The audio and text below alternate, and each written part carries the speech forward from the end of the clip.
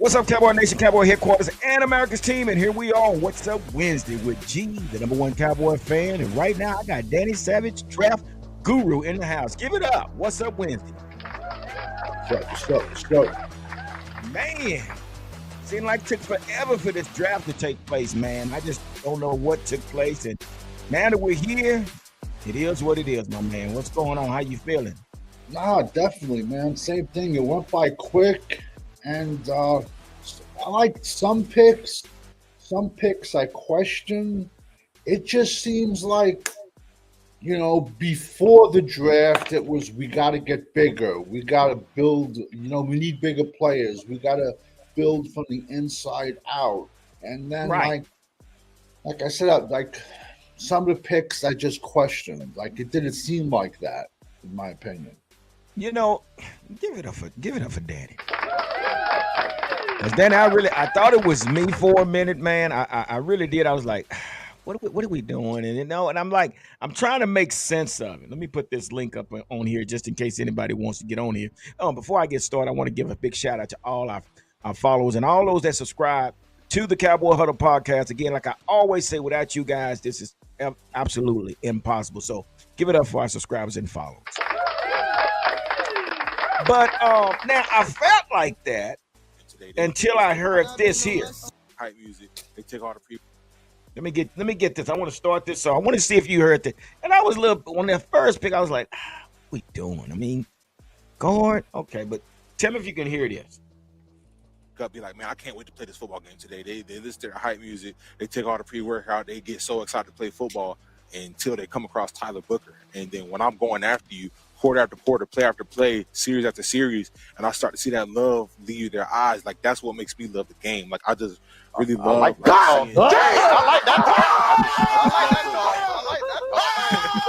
you just got me right. Hey, you ready to go? Well, I guess you know what that was from, right? Yeah, it was Booker, Tyler Booker. I mean, listen, I like the swag. I like the attitude. I like the chip on the shoulder. That's something you can't coach. You either have it or you don't. My thing is only like at 12, you cannot convince me at all that Tyler Booker was BPA, best player available. You can't convince me.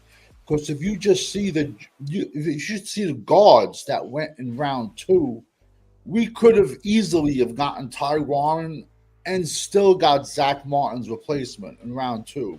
3 to 4 good guards went. And so, and a lot of those guards also had left tackle flexibility. They were left tackles in college, and they were going to be thrown inside in the pros, where Tyler Booker only played 1 game in his career at left tackle. Listen, man, am I a little hard on the kid? Yeah, because that's my job. Because you take a guard at 12, he better be Zach Martin. He better be. But it's like, trade back with, I don't know, the Rams? Rams or I forgot who. Houston. And they were only like a second. So to go from like 12 to 25, they were probably just trolling the Joneses because no one's going to move that far back for a second. But that also shows you, like, if the Rams would have threw in enough compensation, the Houston Texans, Dallas would have got out of that pick and moved all the way back. 805 on, thank you. So, I mean, it's like, listen, the kid is a monster. He's 6'5", 360. He was that big as a freshman in high school. He played freshman ball in New Jersey at Bergen Catholic. Then he went to IMG in Florida. Then he went to Bama. He played a lot of snaps his first 2 years, but didn't start his first year. Then the next 2 years, he started team captain, 35-inch arms, like 11-inch hands. He's a freak. He is. I'm not doubting him at all. But every other organization, when you get drafted, you have to go in and fight for your position, fight for your job. Dallas has already anointed him the starter at right guard. So, listen, it's like, we were all just a little bit down on it, but you look back at it, It's all right. You know, he was my Well, second ranked guard, so I can't yeah, yeah, really. and I'm right there with you. I'm right there with you because personally, I thought Brock Hoffman was going to be the guy that was No, going to probably fill in that position. So no. I'm like you. I'm like you, Danny. I was like, okay, what are we doing? What are we doing? 12 pick, we pick a guard. You know how I was thinking. I was thinking more of a skill player.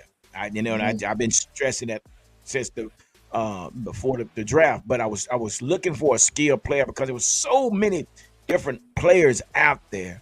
But Mhm. at the 12 pick, I mean, do you who picks a guard that early in the round? Like I said, if he turns out to be Zach Martin, they look like geniuses. If he doesn't, it's egg on their face again. Because there was better players available. But Yeah, Dallas went into this draft with a hole at right guard and into this draft with multiple holes.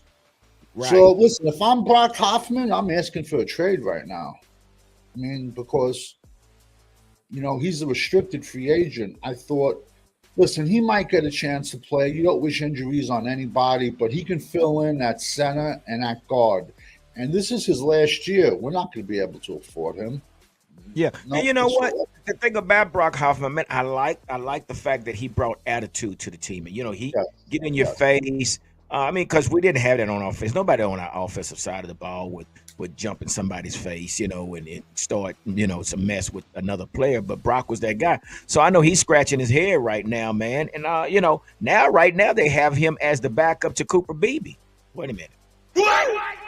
Listen, I've been thinking about that, just what you were saying. I'm glad you touched on it. It did. Okay, the goal is to always get the top five offensive linemen on the field.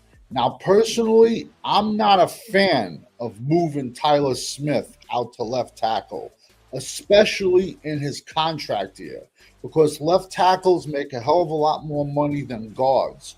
But if you had to put your best five on the field right this second, because a lot of people are bad mouthing Tyler Guyton, stuff like that. And so right now, your best five might be Steele at right tackle, Cooper Beebe at right guard, Brock Hoffman at center, and then Tyler Smith at left tackle, and then Booker at left guard, his college position. There could be a scenario where that's the best five we have, you know? But I don't then, trust. I don't trust that either. Like I said, again, man. We no, said I we said Tyler Guyton out for a reason. We blamed it on injuries, but I think the organization realized that he wasn't ready. He just wasn't ready at that position. He missed a lot of reps when we scrimmaged against the Rams, and I hate the fact that he did. But those was reps that he needed. But I just think the organization realized that he wasn't ready. And again, I've said it before, Danny. It's not easy to move a person from your weak side tackle to your strong side.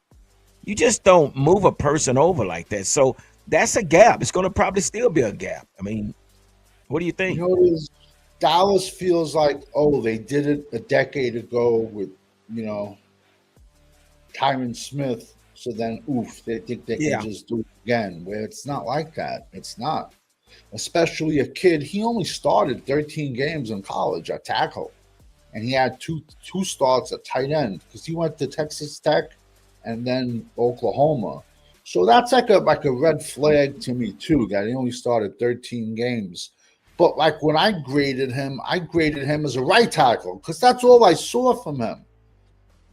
So Exactly. you know, uh, Exactly. So it's just still a project in progress. That's basically where we are.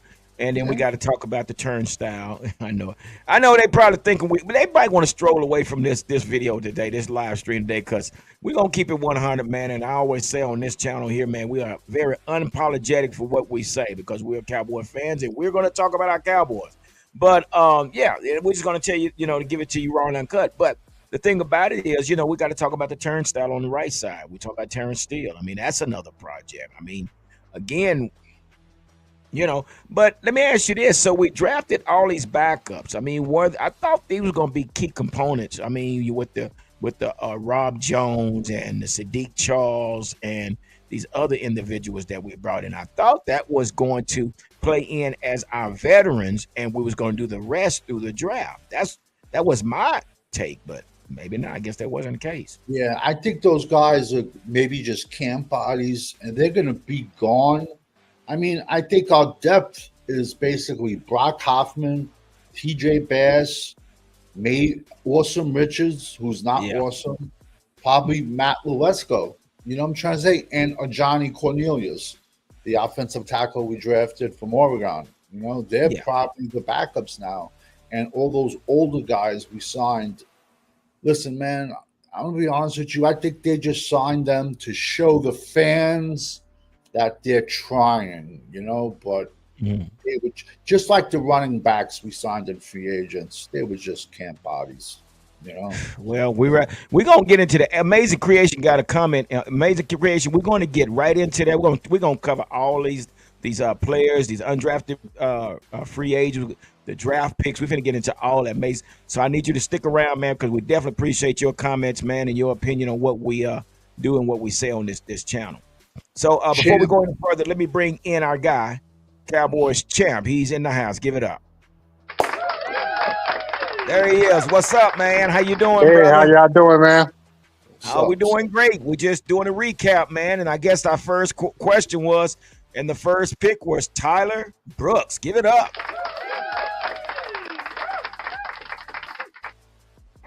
So I understand the pick.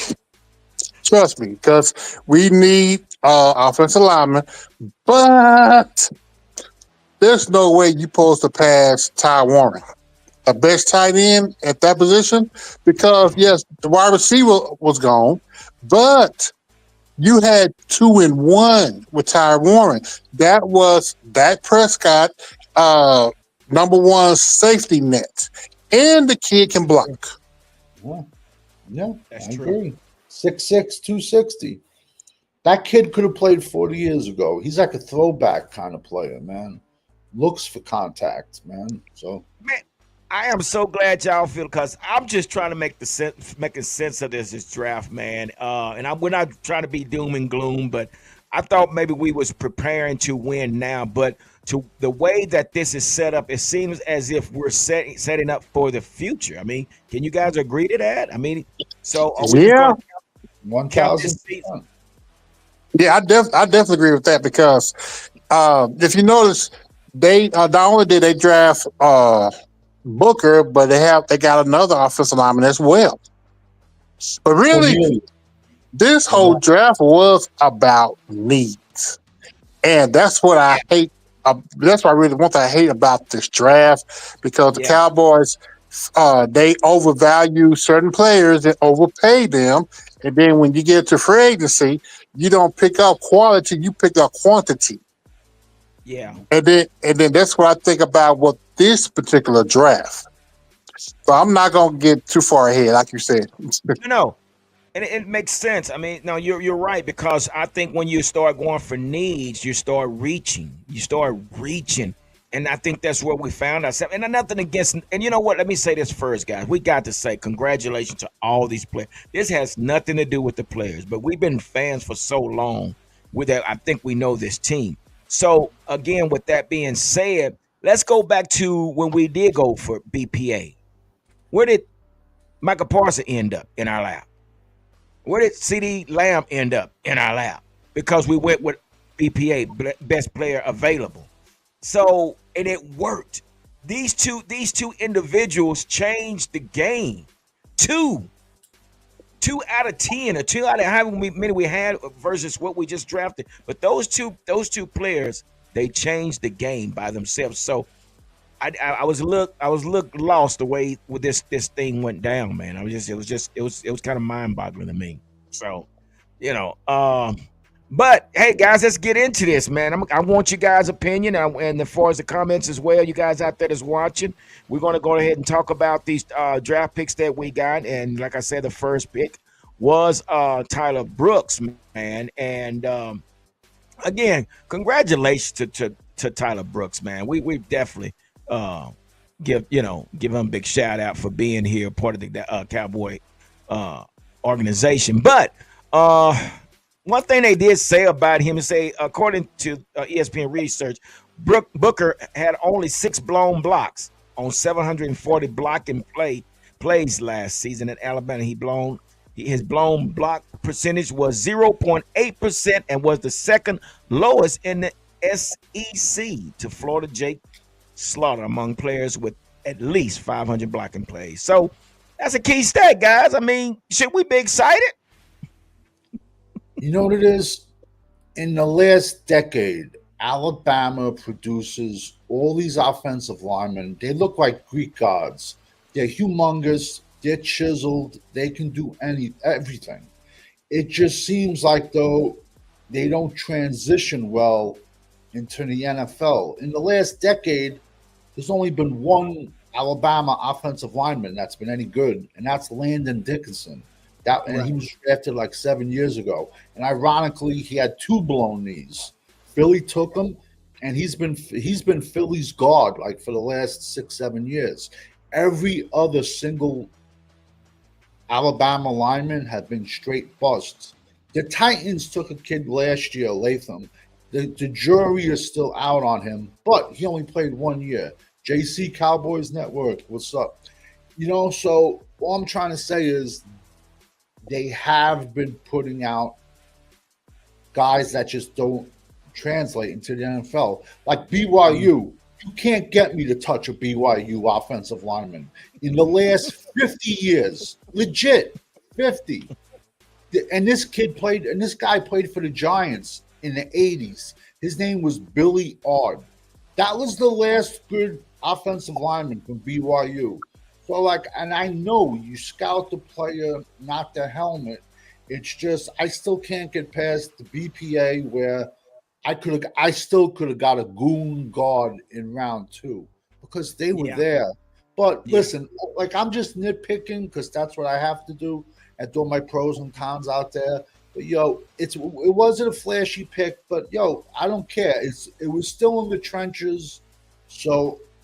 I tell the people we could have done worse.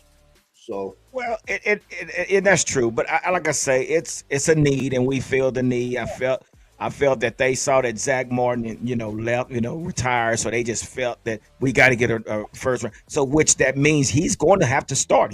There's no question about it. He has to start. He has to start. But with that being said, it seems like Cowboys champ. We've been doing this the last few years. We've been going, lineman, and then we come back in the second pick, defensive end. So, which brings up a number 44 pick. Donovan is Ezeraku from Boston College. So it says that he's 6'2". He's coming out of Boston College, edge rusher. So, what do you think about that, Cowboys champ, Donovan? Myself personally, you could have got the other kid, the other defensive end from Marshall. Mike Green was the better between those two. Mike Green was the better choice. So again, I think that the Cowboys, reach. They did we got another reach. That's exactly what they did. The Mike Green, I think, like I said, I understand the pick because you need to fix that defensive lineman, both sides of the ball. But I would have chosen Mike Green or a defensive tackle with that second pick. So, Danny, what do you think about Donovan? I mean, he's a 6'2". I like the kid. I like him a lot. He was my 10th ranked edge.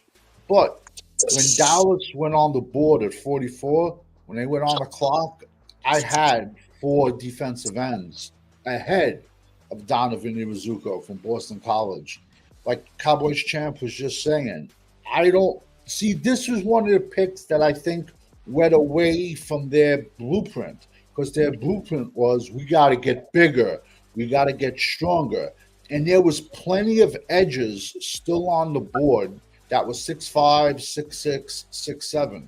So, you had Mike Green, you had JT Aloha from Ohio State, 6'5", 270. You had Landon Jackson, Arkansas. So listen, I get the pick. It's trenches, and he has a crazy first step, and he's always in the backfield creating tackles, and he has crazy long arms. But like I said, I'm just nitpicking. But the one thing I don't like about him is every single one of our edges is 6'2", 250.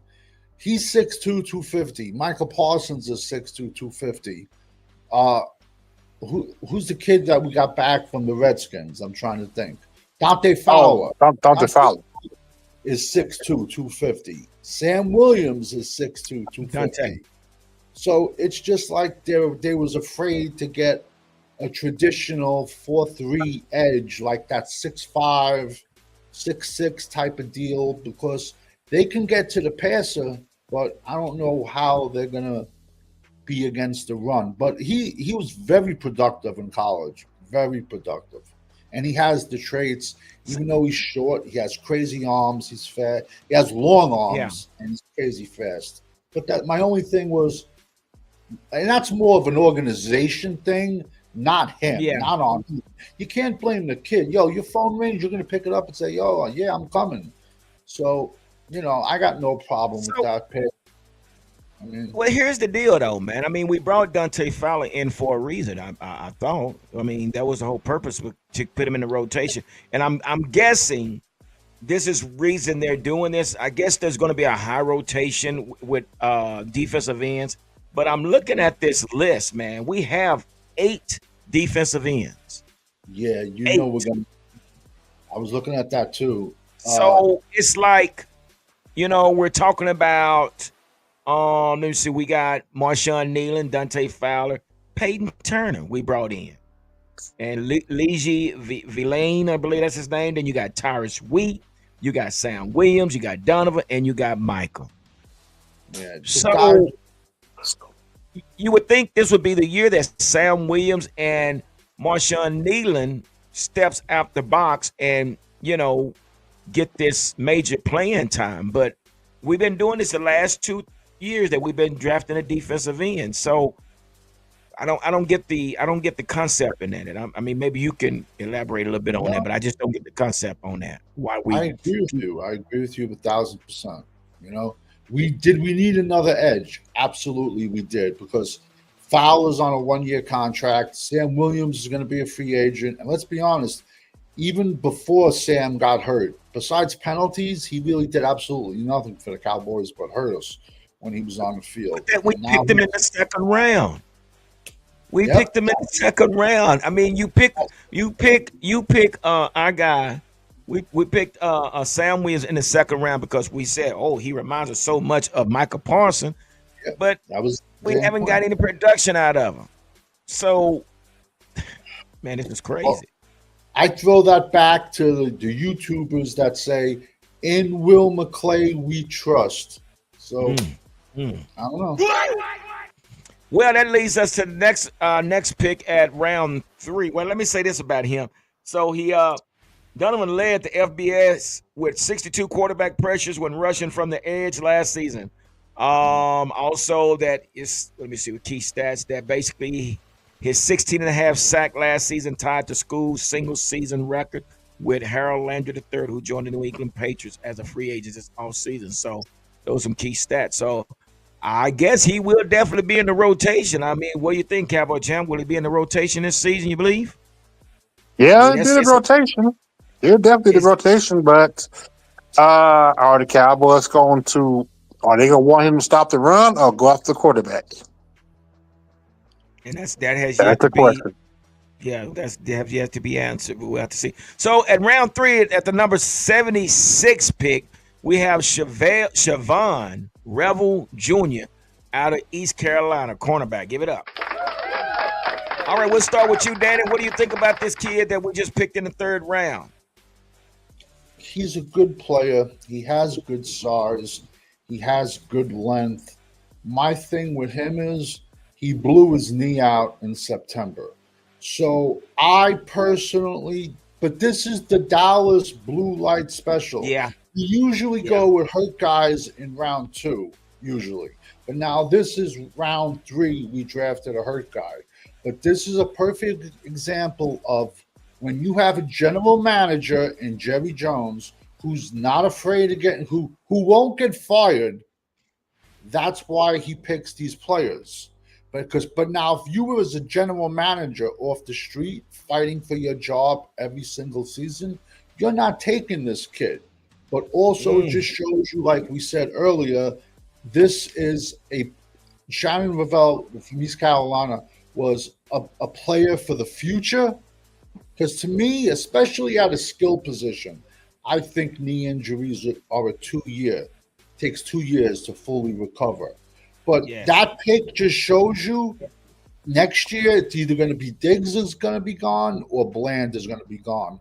And the fact that our entire cornerback room, besides the kid Elam that we traded for from Buffalo, but I don't like the fact that our entire corner room, every single cornerback is coming either off a knee injury, a knee surgery, or a foot surgery. So I don't know if that even came into their minds. You know, that's a bad scenario. You know, What? Listen, no, go ahead. No, I'm sorry. I mean to cut you off, but this is the norm. I mean, let's talk about Leighton Vander Esch. Yeah, Came in here with a damn near broke neck. Let's talk about Jalen Smith, drop foot. So this is something normal that we do. I mean, and you know, they say that the only reason this kid dropped is because of the ACL tear. Well, yeah, he probably would have dropped further if we wouldn't have picked him up. And I'm not taking anything from him. I'm not, and hopefully he'll come in and make a difference. But again, it's just basically you're dependent on a kid that we are not for certain about. What do you think, Cowboy Champ? Like you said, nothing against this kid. I'm praying that he can recover from this ACL, and be productive. Solid, productive player. But I was on Fifth Quarter channel. I let out the biggest rant because not at the kid, but because of the general managers making a stupid pick like that. Because I'm like, you do not have a 4th round pick. We have to wait maybe 45, maybe 50 picks till you draft into the 5th round, and you chose to get a injured player, like what Savage said. Majority of the Cowboys cornerbacks have a ACL problem. I mean, as a matter of fact, you could have gotten a running back or a better defensive tackle at that position. Or maybe that wide receiver from TCU, Severe Williams. But I mean, you could have got a wide receiver. You could have got any position, but you chose to get a college player who has a bum knee. And to be honest, we really don't know if he's going to be any productive this year or not. Yeah. Well, here's something that they said. They said he had 3 interceptions in 2 years as a starter at East Carolina. He also had 12 pass deflections in 2023. Says Rebel has the frame to match up against the receivers in the division. Clearly, the Cowboys do not have concerns about the knee. Wait a minute. Let me give it to him. I don't even want to rush this kid back. Have we learned anything from the Overshown pick? I mean, injuries. Let this kid heal. You know, just like I said, man. Like he had it in September. He hurt the knee, and then he had surgery. So to rush him back for 9-10 months to rush him back for training camp, which means that you invested. I don't this think he's future. So let him heal properly and let him start the season off on PUP. And because if you rush this kid back and he blows his knee out again, he's pretty much done. Just let him heal at this point. Yeah. Well, let's look at this cornerback room. We got Trayvon Diggs. We got Deron Black, Kalen Carson. Wait a minute. Khair Elam, Keon Hall, Andrew Booth, Luke Barku, and Bruce Harmon.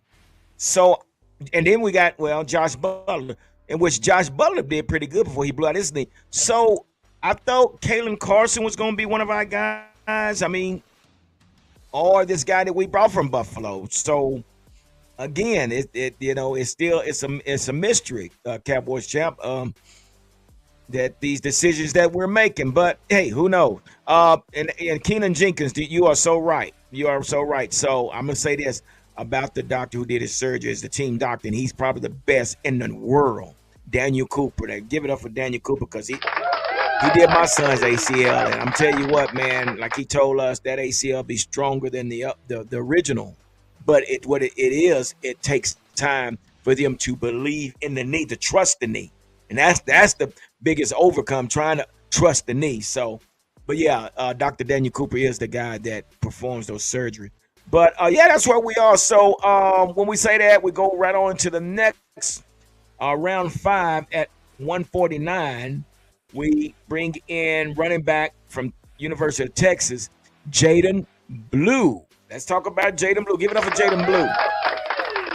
Cowboys champ, you got your speedy running back from Texas. What do you think about that, brother? My opinion, the best pick they had. Even the first 3 pick, to me, they was their best value pick. Now, he's not every down a running back. For one, he still got that disease called Alice. He got to Right. get some shots for that. Yeah. But back to him and the kick returner. What's the kid name? Turpin. Turpin. With both of them with that speed.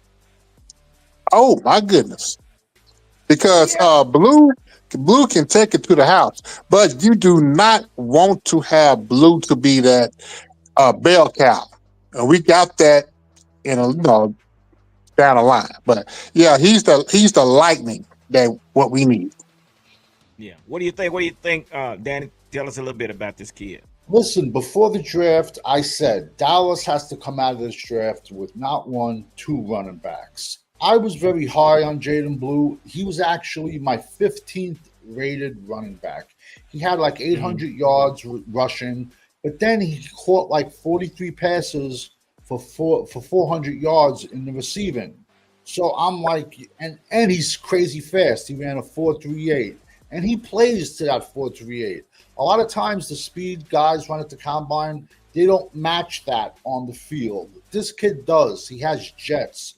But when I graded him in my notes, I put he's a change of pace, third down back, but he's someone that has to be used in a rotation.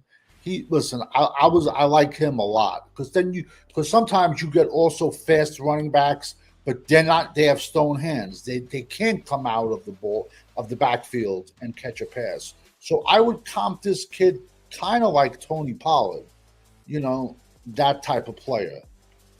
Yeah. But I got the problem. He produced good in college.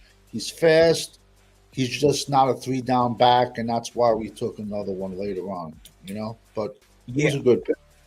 I think he's going, and what it reminds me of, like, I have to go because, guys, we got to remember, we don't know what this offense is going to look like.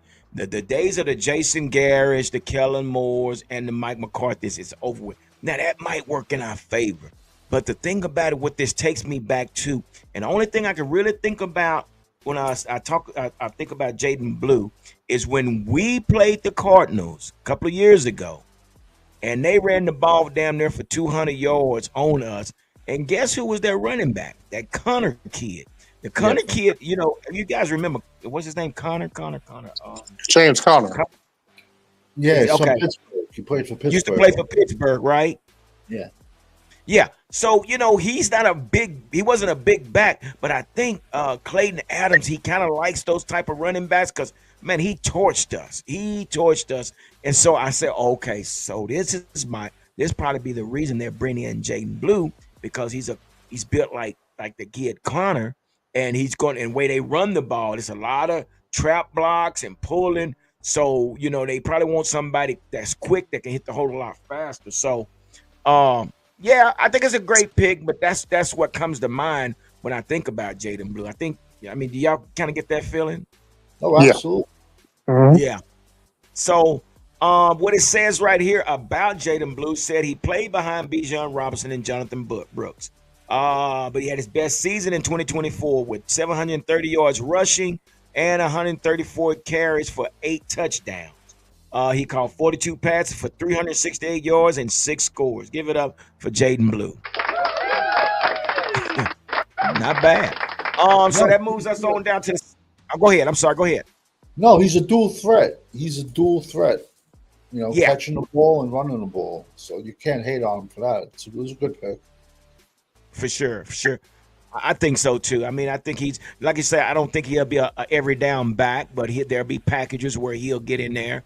I think they'll have the thunder and lightning type running backfield. So it was just like I say, we don't know what this offense is going to look like, but we'll have to see. Is that me? Okay, maybe not. So yeah, I'll be right back. I got a phone call coming in. That was me. Okay, my I'll bad. be back. Okay, I'll be back. I got a okay. phone call coming in. Okay. No, you okay? I will see you in a minute. With that being said, so we move on down to round 5, the second pick in the 5th round at 152. It's a linebacker from Florida. His name is Shamar James. So give it up for Shamar James. Danny, tell us a little bit about this linebacker.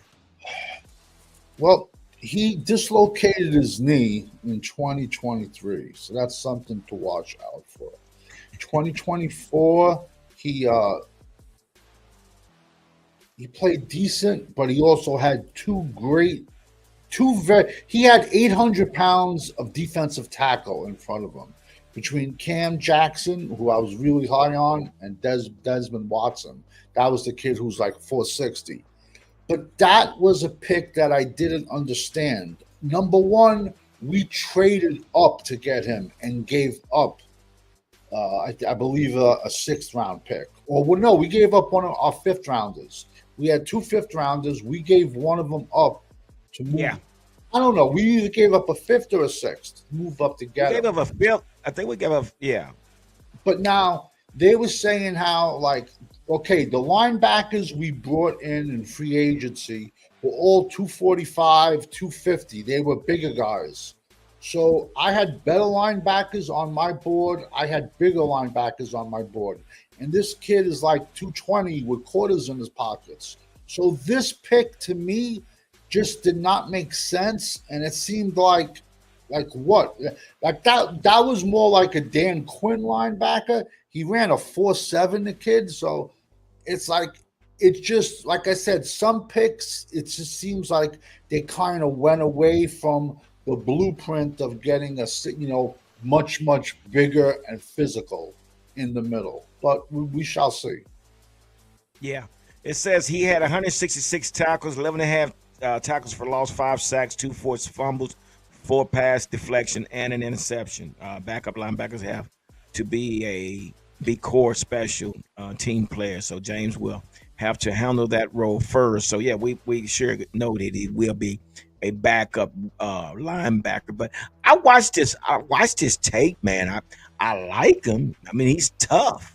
He's a tough kid, but again, I was like him, like, what are we doing here? I'm still kind of confused with these picks, but I listen to mainstream media now.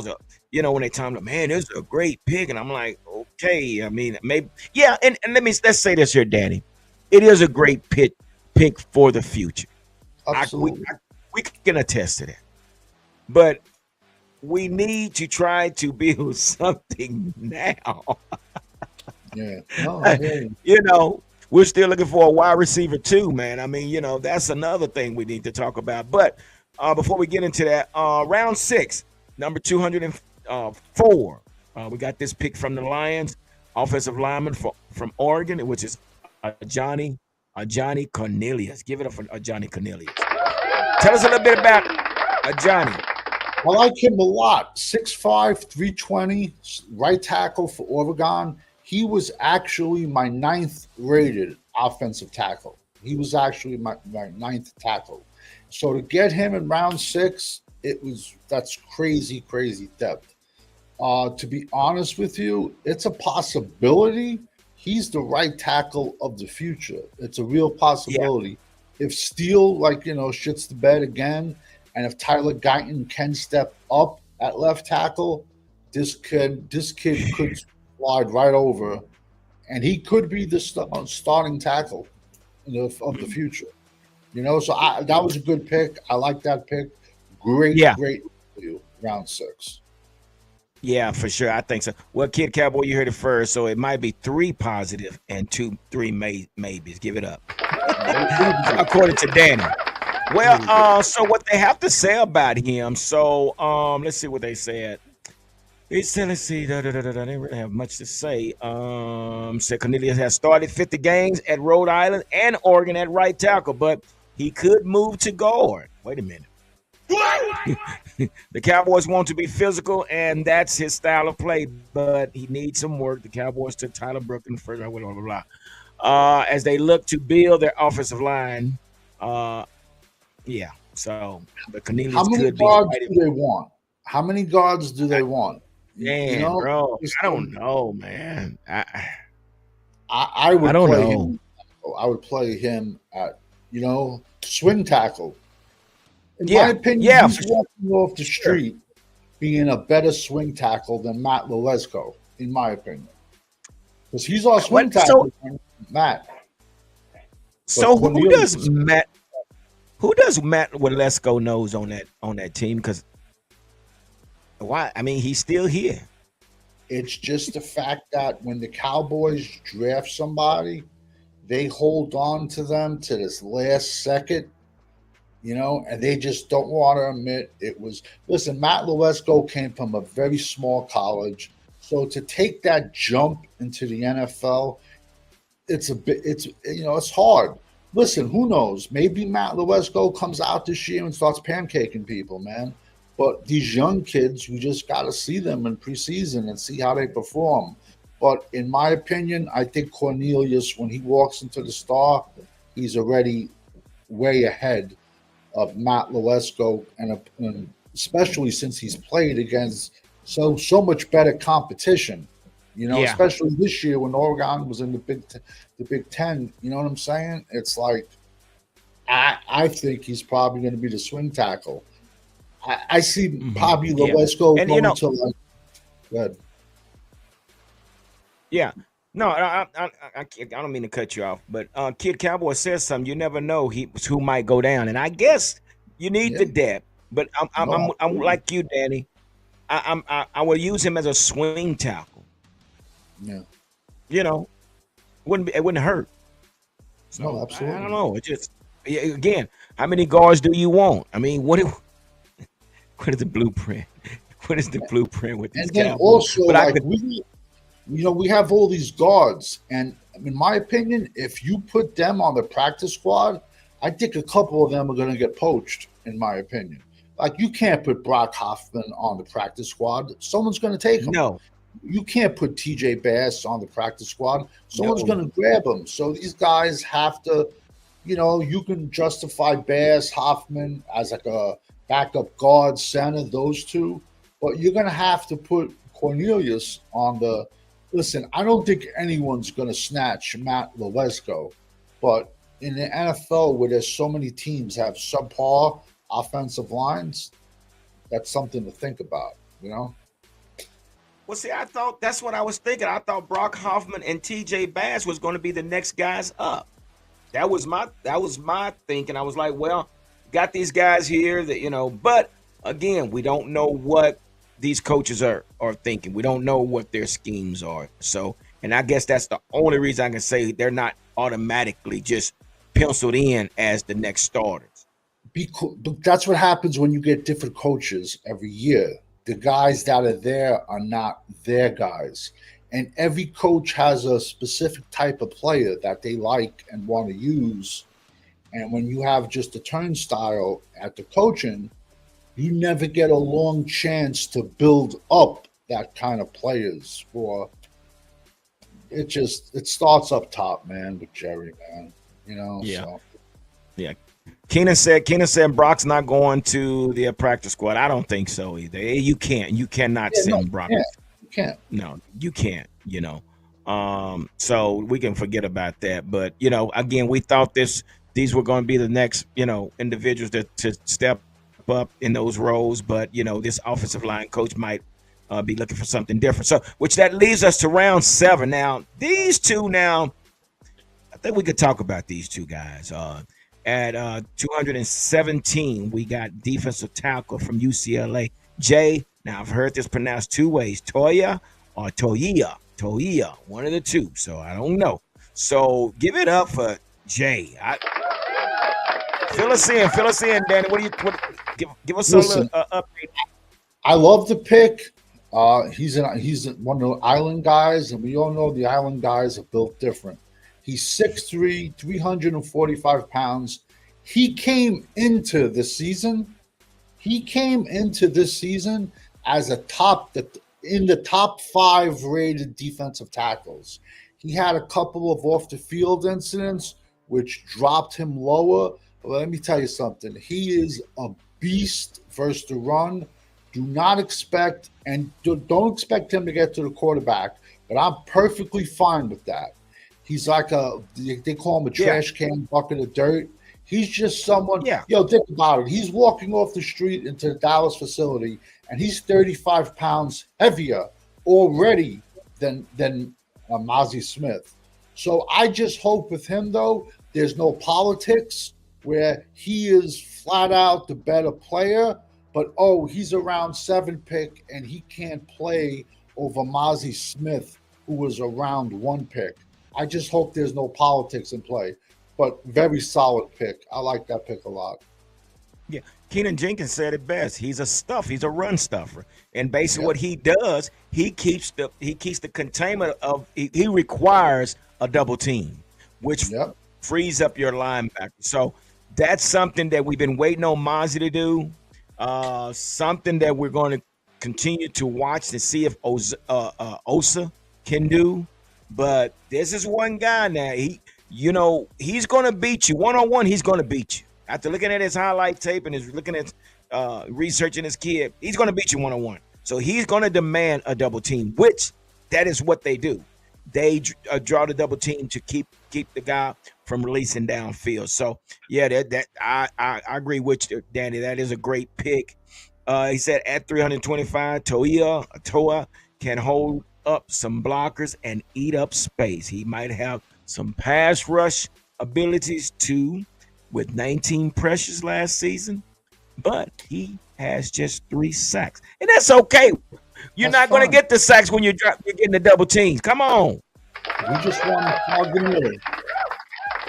And he played a lot higher than 225. He was in the 340s. I'm fine with that.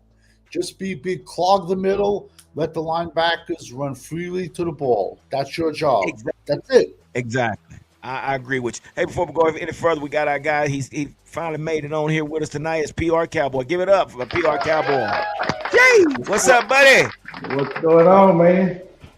Well, I'm glad you could join us. It's like somebody's getting ready for some vacation. Yeah, man. I'm getting stuff ready, trying to get stuff off. So I'll be back in I'll be back in a week and a half. How's it going, man? How y'all doing tonight? Man, we just talking about these draft picks, man. I guess you can fill us in what you think so far. We're already down at the seventh round. So what do you think about what you saw and our experience?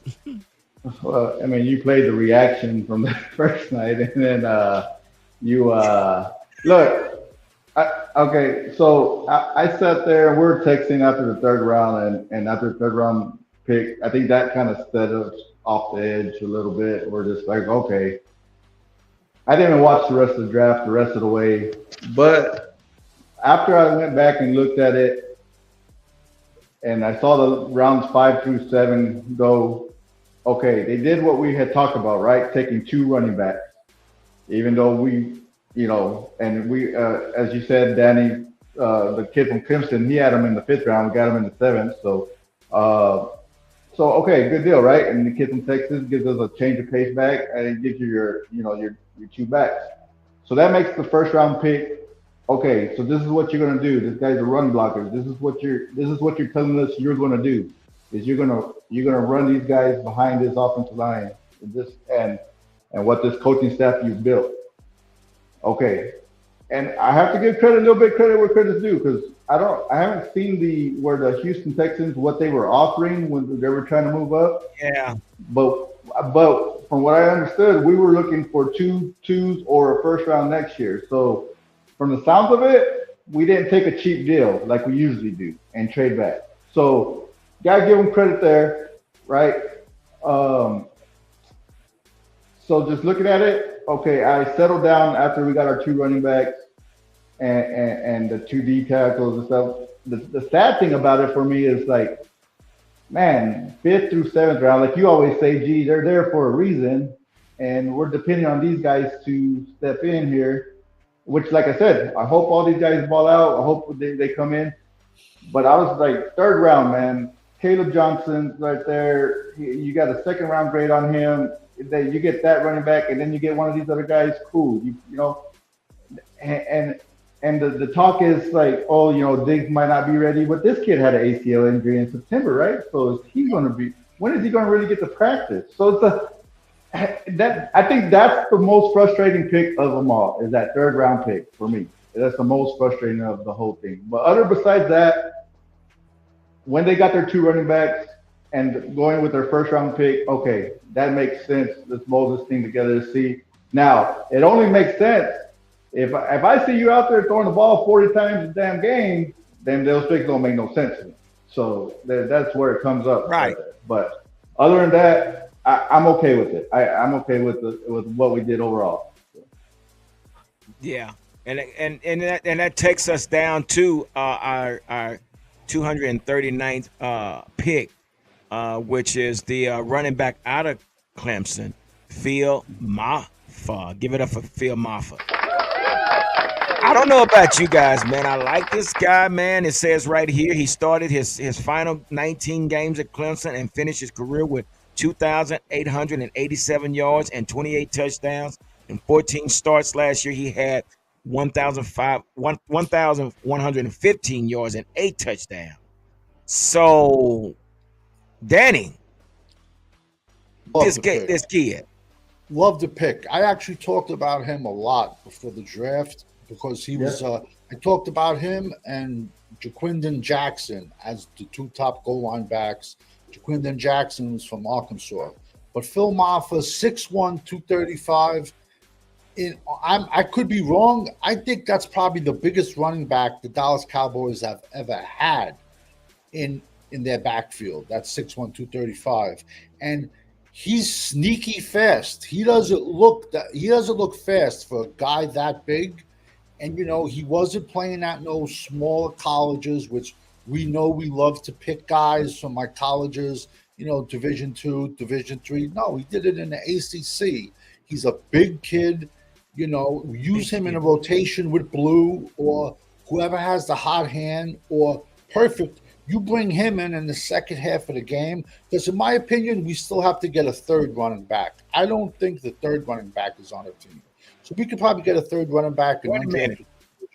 But if you bring Maffa in the second half when defenses are tired and you just want to, and they see that big dude in the backfield, they're just going to put their heads down. So listen, man, I said we had to come out of this draft with two running backs, two defensive tackles. They did. I love the Blue pick and I love the Maffa pick. I do. And I went back to that, Danny, too. As soon as I saw those two picks, and when we went back, I went back to what you said about him too, and I took that, and we talked about it leading up to the draft. We would like to see two running backs taken. Now, like I said, would I like to see one in the second, third, and then one in later? Yes, that's what I would have preferred. But I'm okay with what they did. Like you said, they beefed up that defensive tackle. You have to be able to make teams scared of the run game to have a chance in the pass game. I know everybody was saying receiver receiver, but the receiver is not going to make a difference if they're not threatening by the run game. It's not going to make a difference who's that receiver. So that's where we had to get to. Man, we can only say that. Keenan said he's a nice power back. He'll get those tough yards, most definitely. Yeah. All right, we got Cowboy Up Podcast in the house. He said, I gave the Cowboys a C because they didn't address the wide receiver position. Yeah, that's so true. And, again, we're still looking for that number 2 receiver, man. I mean, the rumors are right now, Amari Cooper. Hold on, let me get it to you.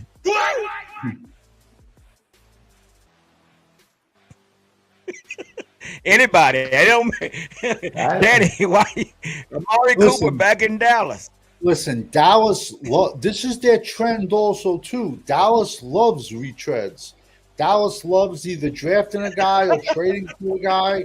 He goes away, then they bring him back. They're perfect for it, and it's amazing. We only signed, which I find crazy odd. We only signed like 10 free agents, but out of those 10 free agents, like 5 of them are wide receivers. And Yeah. so they're really looking for a wide receiver. I just don't want to trade next year's 4th round pick for a wide receiver. Yeah. I just Don't want do my that 4th again. round pick next year. But Look, I could, and here's the thing. Okay, like I'm okay trading a 4th, 5th round pick, but if you're in the mix for a postseason and you're trying to even make your team even better, to bring that guy that comes, as we see teams do year in and year out, that are playoff contention teams, and they go, send a 5th, 6th round pick for a guy, maybe it's a rental for the rest of the year, whatever the case is. That's the kind of aggressiveness I would like to see. Not the stuff we saw last year where we knew we weren't going nowhere, and we traded a 4th round pick for a guy that he was on our board in whatever year it was, and he was a former 1st round pick. No, when you're in the mix like we were 3 years in a row, 12-5, and we didn't make no kind of move like that to improve your team, that's when those moves you need to make when you're giving up 5th, 6th round picks to make your team better. no, So I totally agree with you. I agree. So now you guys know that we do have some undrafted free agents we're gonna talk about real quick. But and there's a few that kind of stood out to me. I don't know about you guys. I'm going to run these names off, and you guys can tell me who actually stood out to you. We got Josh, a receiver, Josh Kelly from Texas Tech. Matter of fact, this is who was this? Blogging the Boys. They gave him a B for the Dallas picking him up. Trayshawn Holden from Oregon. He's a wide receiver. They gave him a B plus for bringing him in. Then there's a tight end, Rivaldo Fairweather out of Auburn. He's a tight end, B plus. Then we have tight end Tyler Neville from Virginia. They gave him a C plus. Then you have linebacker Justin Barron from Syracuse, which is a B. Then you have Elijah Clark from Syracuse, DB, A minus.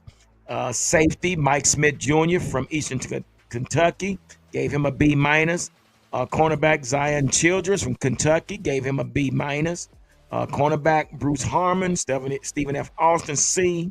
And they gave the overall grade for these undrafted signed free agents a B overall. So with that being said, does any of those names stand out to you guys? To me, I was very high on Clark, the safety out of Syracuse. Nice size, 4-year production. He was actually my 15th ranked safety. Very deep safety class. So I like that pick. And then the kid Barron, he's okay. He's good. Yeah. There was another Syracuse linebacker, Marlo Wax, I was high on, but I could take the other kid also too. The Auburn kid, Mayweather, whatever his last name is. What I don't understand with him is he's like 6'3", 240. If I was going to comp him to an NFL player, he kind of reminds me of Isaiah Likely out of Coastal Carolina that plays for the Baltimore Ravens. But usually Dallas doesn't even look at a tight end unless he's 6'5", 6'6". So I just don't know how he fit. Well, listen, he's only an undrafted free agent, but like I said, I'm shocked we didn't bring any running backs in yet because I'm hoping they're gonna for like undrafted free agents. We didn't bring any defensive tackles in yet. I mean, listen, there's always diamonds in the rough, and unfortunately, the last few years we've gotten some really good diamonds in undrafted free agency versus day 3 of the draft. So I would just like to see, Yeah. like, listen, it's not their undrafted free agent class is not done by far. So I'm hoping they bring Yeah. some more.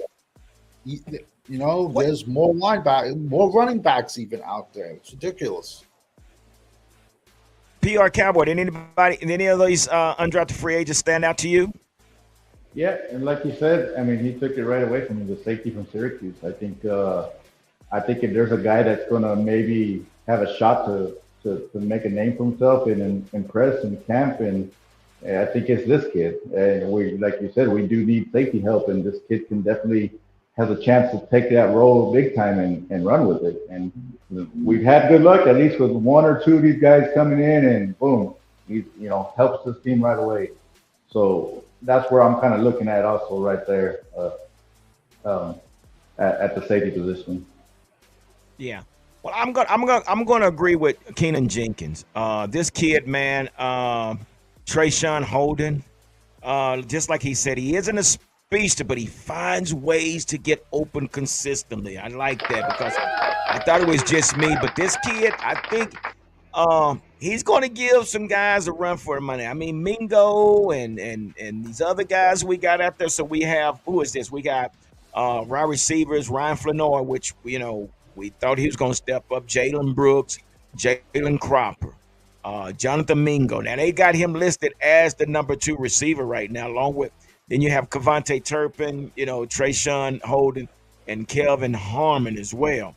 So again, that name Trayshawn Holden. If you haven't watched his highlight, this kid he's something special. He can play inside and outside. So yeah, I think he might be somebody to watch. But here's the roster right here, guys. As you can see, our quarterback room is filled with Joe Milton and Will Greer. And we said we need a third running back, Danny, but there's your third running back right there, Jonte Williams. Give it up. He's okay when he's not hurt. I just Yeah.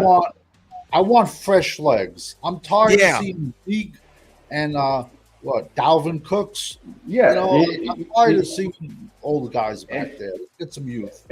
and that's the reason why we said we needed to draft 2 running back this year, because we didn't need to do this repeat of last year where you brought in guys, Zeke and Dalvin Cook, and it didn't work, and you look like you're doing the same thing this year when you brought in Devontae and Miles Sanders, guys that are known to be injured, and that's why we said, hey, we need to draft 2 running backs regardless. And like, Yeah. I'm with you. I'm hoping. I think I'm okay. Now it could happen. Injuries happen during training camp, and you got to bring in another guy. But Yeah. if not the 2 drafted guys with Javante, you roll with those 3 for right now. I'm okay with that. But yeah, I feel like Miles Sanders is the odd man out, like Freeman was last year. So Yeah. Now, this is what I was going to say. Serotonin Cowboy just brought up something, and he is so right. John Steven, I was really high on John Steven. And I'm looking at, if you look at the tight end room, I mean, we're full, and we bring in more tight ends. I don't know what that's about. Why waste the talent when you could have brought, like you said, Danny, bring in some defensive tackles? You could have brought anybody in, but you bring in more tight ends. What reason? I don't know. But John Stevens started off good. You think he tore his ACL or something, and he never did make his way back. But Brevin Spanford is another one that looked pretty good. So, and I guess we can say Jake Ferguson will be our starter. But you mentioned something about that too, Danny, about Jake Ferguson's situation, because will we be able to afford him next year? And something you mentioned. No way. We ain't gonna be able to afford him. Absolutely. No. So that gave us every reason to draft Tyler Warren. yeah, I agree I 1,000%. agree. I agree. Yeah. Kid Cowboy said, remember, we will see a lot of Deuce Vaughn in the preseason. Wait a minute. Yeah. Yeah, this might be I- Deuce Vaughn's last ride, guys. I mean, it's going to be too crowded. Yeah, drafting two running backs. I can't even. I I mean, practice squad players, I'm guessing to do. Yeah. So. Yeah, I mean, there's just no room. And then you just signed Cavante Turpin to a 3-year deal, so he's going to definitely be your special teams guy. So it might not be no room for him there as well. Let's kind of look at this. Again, when we talk about these defensive end guys, I mean, we are so deep at defensive ends. I mean, what are we doing? Yeah. Can you guys see that? Do I need to enlarge that? No, you're good. You're good. You're good. Yeah. I just wish we had that the is. same. No, I was just Say gonna that say again, real Danny. quick. I'm just gonna say real quick. I wish we had that depth at defensive tackle, though. I wish we had. We definitely got depth on edge. And my opinion, I hope there's no politics involved. But if there's no politics involved, Jay Toya starts over Mozzie Smith. If there's no politics. Yeah, of course. 100%. 100%. He played at 345. Mozzie walks around like he's 305, 310 the max. This kid is just a bull, and you can double team him. He's still not getting washed out of the play. He's still going to be there. I just hope. No, Hamza, go ahead. Finish. Go ahead and finish. Go ahead. Yeah. Go ahead. Well, this is the thing. We've been waiting on Mozzie. So, Mozzie could be on that trading block. But, yeah, of course, I think Jay will take that spot. I mean, again, it's a competition, and we've been looking for that run stopper. So this could be the case right here. So, yeah, that's something to think about. But look at that linebacker. Yeah. Go ahead, Cowboy.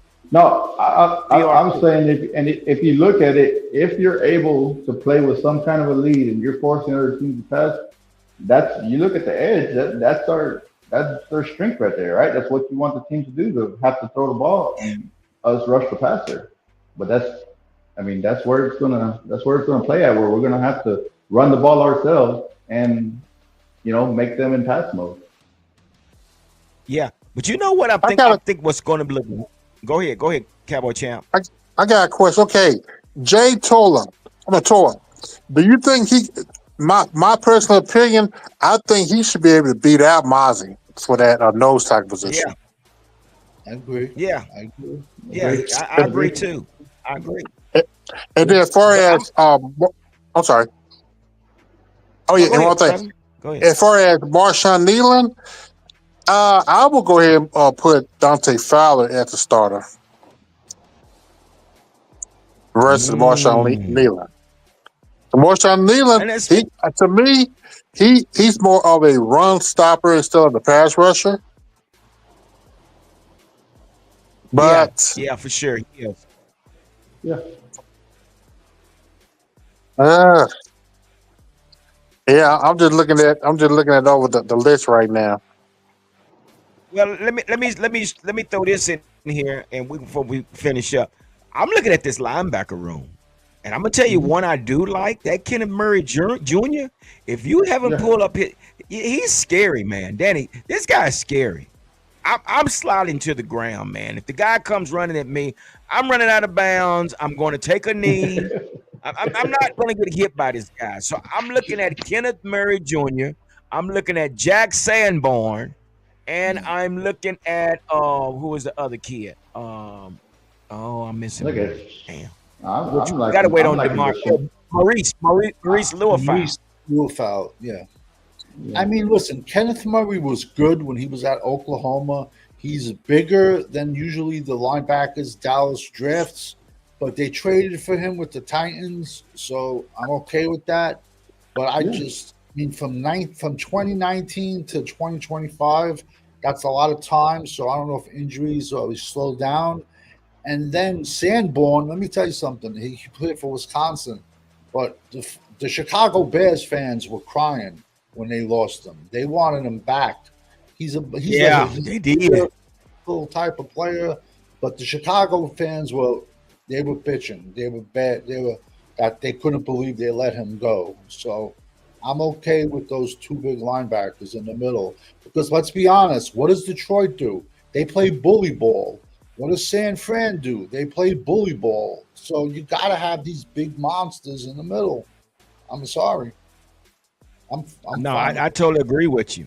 I agree with you. So it's going to be something to see, man. We're going to see if that's what, how they're going to. Again, man, we don't know anything about what this team is going to look like. We really don't. We don't know what the offense is going to look like. That's the only thing I'm really ready to see. I want to see what this offense is going to look. If it's going to look any different from what we've been seeing, I kind of got an idea what Eberflus like. We know he runs the 4-3, but I mean, so guys, what are you guys looking for before we get out of here? What is it that you're looking for now that the stage is set? What are we looking forward to now? Starting with you, Danny. I'm sorry. Oh, I still hope we sign another good 10.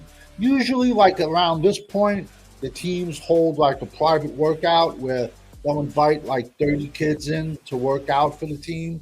So I'm just hoping Dallas signs another 10 to 15 players, a couple along the offensive line, a couple along the defensive line, a couple of running backs, because we always seem to find gems on undrafted free agency. And a lot of teams have already signed 20 to 30 players already. So I don't know why they only signed 10 unless, do they want all their starters to play in preseason? It doesn't make so. I don't know. But I'm hoping they just sign more free agents because we usually hit on them. And, injuries have not even happened yet. So it's always great to have depth on your team. In case you have an injury during preseason, you can say, okay, you're it. Next man up. Instead of having to wait for the final cuts and then, put in a claim for somebody. Yeah. Facts. Cowboys champ, what are you looking now that the stage is set? What are you looking forward to now? I mean, what is it? We can still improve our safeties. Malik Hooker, man, that's to me that's one of the weaknesses we have on this team as well. Besides the wide receivers outside of the name of Lamb. Mm-hmm. So, but yeah, the safeties. We need that bookend, man. The center fielder, but yeah.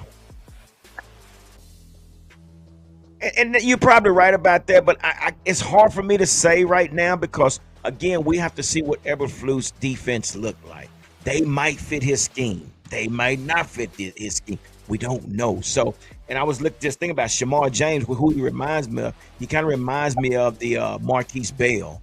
When I look at his highlight, he's one of those type of linebackers. But again, I think my biggest thing is just trying to see what this offense is going to look like. But I would like to have some key wow factor players out there to complement CD and we see what this backfield look like. So yeah, I'm a little curious of what that's going to look like. So yeah, hey, well guys, listen, I appreciate you guys coming on. I know they held you guys over an hour, but this good talk that we do about the Cowboys and everybody that's out there.